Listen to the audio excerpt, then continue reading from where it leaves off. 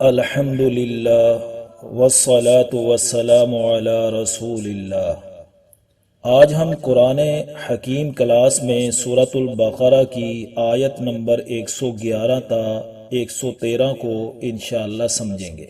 دیکھیے آیت نمبر 111 کو، وَقَالُوا لَن يَدْخُلَ الْجَنَّةَ إِلَّا مَنْ كَانَ هُودًا أَوْ نَصَارَىٰ، اور انہوں نے کہا ہرگز کوئی شخص جنت میں داخل نہ ہوگا سوائے اس کے جو یہودی ہو یا نصرانی ہو۔ یہود نے کہا جنت میں فقط یہودی جائیں گے، اور نصارہ نے کہا فقط نصارہ عیسائی جائیں گے۔ ہر فریق یقینی طور پر دوسرے کو گمراہ قرار دے رہا ہے۔ یہیں پر ایک آیت چھوڑ کر آیت نمبر 113 کو دیکھیے، وَقَالَتِ الْيَهُودُ لَيْسَتِ النَّصَارَىٰ عَلَىٰ شَيْءٍ وَقَالَتِ النَّصَارَىٰ لَيْسَتِ الْيَهُودُ عَلَىٰ شَيْءٍ۔ یہود نے کہا کہ نصارہ کسی ہدایت کے راستے پر نہیں ہے، اور نصارہ نے کہا یہود کسی راستے پر نہیں ہے۔ یہود کا یہ گمان تھا ہم حضرت ابراہیم علیہ السلام کی نسل سے ہیں، اور ہماری نسل کے لیے مغفرت کا وعدہ ہو چکا ہے، خواہ وہ کچھ ہی کریں جہنم کی آگ ان پر حرام ہو چکی ہے۔ اگر جہنم میں جانا بھی پڑا نا تو چند دن کے لیے جائیں گے، جیسے ہم ابھی پیچھے سورۃ البقرہ کی آیت نمبر 80 میں پڑھ چکے کہ انہوں نے یہ بھی کہا تھا کہ لن تمسنا النار الا ایاما معدودہ، ہمیں ہرگز آگ نہیں چھوئے گی مگر گنتی کے چند دن، گئے بھی تو نکال لیے جائیں گے۔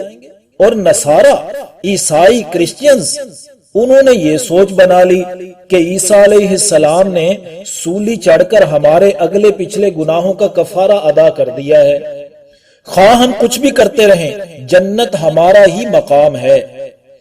یہاں ذرا رک کر سوچئے، ہمارے خیالات بھی کچھ ایسے ہی نہیں ہیں کہ بس شفاعت ہوگی اور ہمیں جنت میں داخلہ مل جائے گا، اور یہ سوچنے کی کبھی زحمت بھی گوارا نہیں کی کہ کیا ہمارے نظریات و کردار ایسے ہیں کہ حضور صلی اللہ علیہ وسلم ہماری شفاعت کے لیے لب کھول لیں گے۔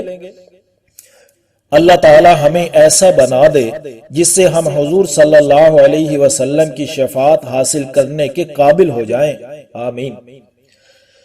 تو اس کا جواب دیا تلک امانیہم، یہ ان کی بے بنیاد تمنائیں ہیں کہ ہم ہی جنت میں جائیں گے۔ یہ ایسی من گھڑت تمنائیں ہیں جس پر کوئی دلیل نہیں ہے۔ اگر کوئی دلیل ہے تو فرمایا قُلْ هَاتُوا بُرْهَانَكُمْ، تو آپ صلی اللہ علیہ وسلم ان سے کہیے کہ پیش کریں اپنی دلیل، ان کنتم صادقین، اگر تم سچے ہو تمہارے خیال کے مطابق کہ تم ہی جنت میں جاؤ گے، تو اپنے خیال کو سچا ثابت کرنے کے لیے کوئی دلیل لائیے نا۔ اس بات کو تو عقل سلیم رکھنے والا آدمی کبھی بھی تسلیم نہیں کرے گا کہ ایک قوم وہ خواہ کچھ بھی کرتی رہے، صرف ایک نسل یا قوم میں پیدا ہونے کی وجہ سے وہ جنت میں چلی جائے گی۔ جس بات کو عقل سلیم بھی تسلیم کرتی ہے وہ اصول یہ ہے جو آگے بیان ہو رہا ہے۔ دیکھیے بلا، فرمایا کیوں نہیں، بلا یہود و نصارہ کے علاوہ اور کوئی جنت میں کیوں نہیں جائے گا؟ سنیے جنت حاصل کرنے کا قاعدہ اور کلیہ، یعنی یہ اصول ایک یونیورسل ٹروتھ کے طور پر بیان کیا جا رہا ہے، ایک آفاقی سچائی ہے۔ وہ اصول کیا ہے؟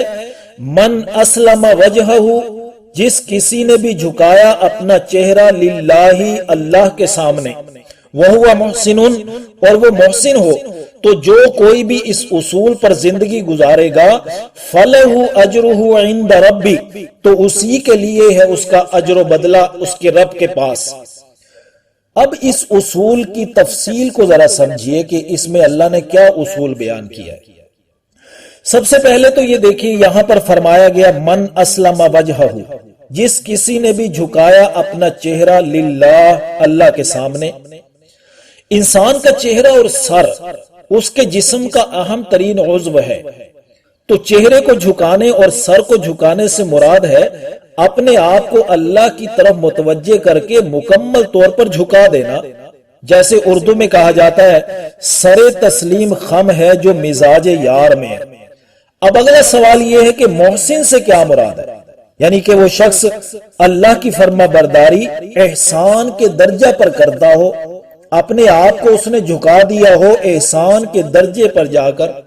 یہ احسان کیا ہے؟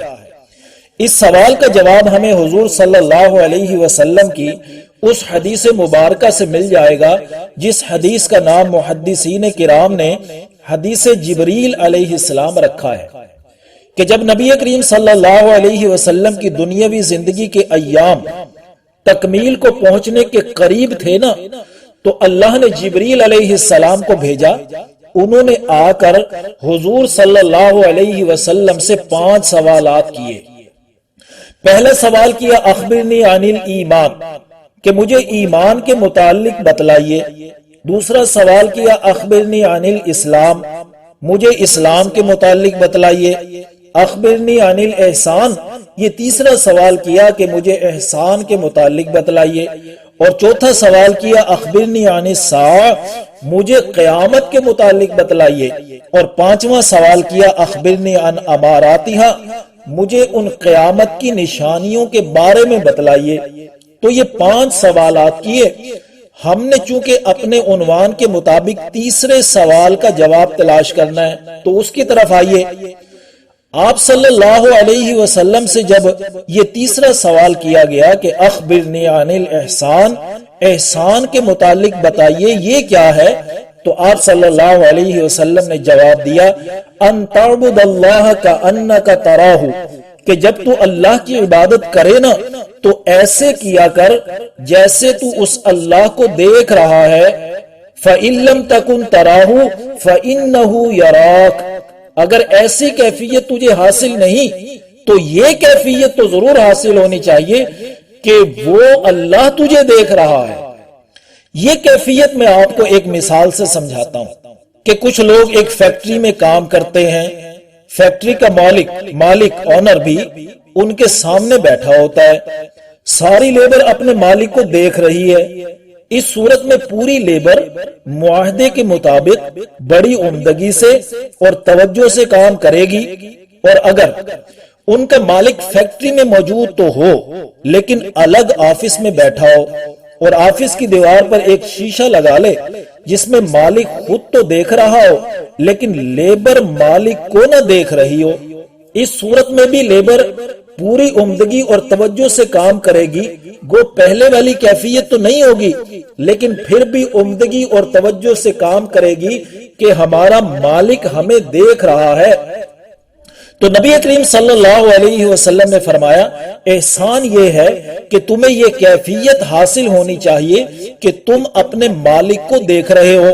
اگر یہ کیفیت حاصل نہیں ہے تو یہ کیفیت تو ضرور حاصل ہو کہ تمہارا مالک تمہیں دیکھ رہا ہے۔ یہ کیفیت تمہیں اللہ کی فرما برداری کو پوری توجہ اور عمدگی سے کام کرنے پر آمادہ کیے رکھے گی۔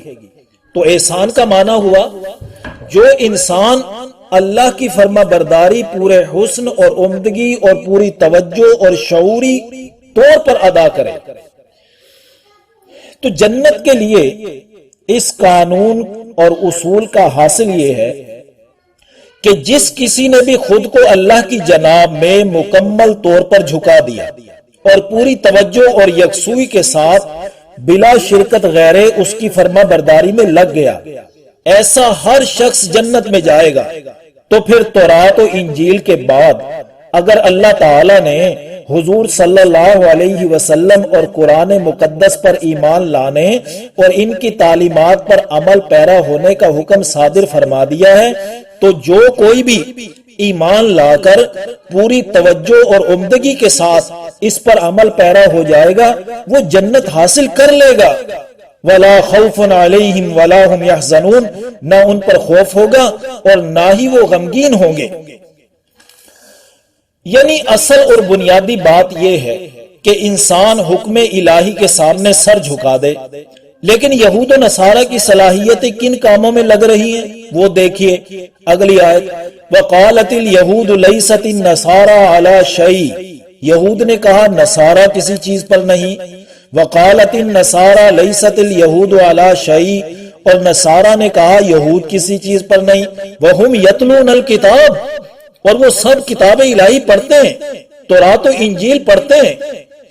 اس پس منظر میں ذرا اپنے معاشرے کو دیکھیے، ہماری صلاحیتیں ایک دوسرے کو کافر قرار دینے میں تو لگ رہی ہیں، لیکن کوئی بھی اپنے گریبان میں جھانکنے کے لیے تیار نہیں کہ وہ اور اس کی جماعت اور اس کے کارکنان اللہ اور رسول کے کتنے فرما بردار ہیں، یہ کوئی سوچنے کے لیے تیار نہیں۔ جب اہل علم لوگوں کی صلاحیتیں ایسی کھینچا تانیوں میں صرف ہونے لگیں تو جاہل لوگوں کی زبانیں بھی بے لگام ہو جاتی ہیں۔ دیکھیے اگلی آیت، کذالک قال الذین لا یعلمون مثل قولہم، اسی طرح لا علم لوگوں نے بھی انہی جیسی بات کہی۔ لا علم لوگوں سے مراد مشرکین مکہ، مشرکین مکہ کو بھی یہ مدینہ کے اہل کتاب علمی پٹیاں پڑھاتے تھے، طرح طرح کے علمی سوالات سکھاتے کہ حضور صلی اللہ علیہ وسلم سے جا کر پوچھو۔ فَاللَّهُ يَحْكُمُ بَيْنَهُمْ يَوْمَ الْقِيَامَةِ فِي مَا كَانُوا فِيهِ يَخْتَلِفُونَ، سو اللہ تعالیٰ نے ان کے درمیان قیامت والے دن فیصلہ فرما دینا ہے ان تمام باتوں کا جس میں وہ اختلاف کر رہے ہیں۔ فیصلہ کس بات کا، کیا درست ہے اور کیا غلط ہے؟ نہیں، اس کا فیصلہ تو دلائل کے ذریعے دنیا میں ہو چکا ہے۔ آخرت میں یہ فیصلہ سنایا جائے گا کس نے جہنم میں جانا ہے اور کس نے جنت میں جانا ہے۔ اللہ تعالی ہمیں فرما برداری کی زندگی گزارنے کی توفیق نصیب فرمائے، آمین یا رب العالمین۔